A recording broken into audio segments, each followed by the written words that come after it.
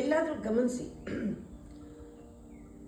ಏನಾದರೂ ಹೇಳಿರ್ತೀರ, ಅವರು ಡಿಸೈಡ್ ಮಾಡಿರಲ್ಲ, ಅಥವಾ ಯಾರೋ ಏನೋ ಹೇಳಿದರೆ ನೀವು ಡಿಸೈಡ್ ಮಾಡಿರಲ್ಲ.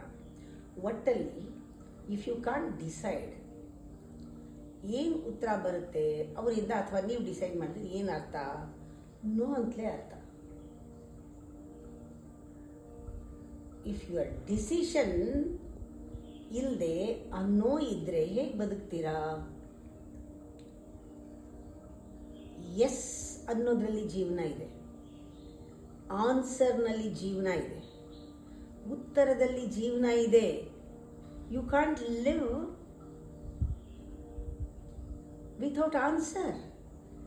ಯಾವುದಕ್ಕೂ ನಮಗೆ ಆನ್ಸರ್ ಸಿಗಬೇಕು. ಜೀವನದಲ್ಲಿ ಡಿಸೈಡೇ ಮಾಡದೇ ಇದ್ರೆ, ಅದಕ್ಕೆ ಹೇಳಿದ ಆನ್ಸರ್ ಅಂದ್ರೇ ಎಸ್, ಆನ್ಸರ್ ಬರಲಿಲ್ಲ ಅಂದರೆ ಡಿಸೈಡ್, ಮಾಡಲಿಲ್ಲ ಅಂದ್ರೇ ನೋ. ನೋನಲ್ಲಿ ಬದುಕಿಲ್ಲ.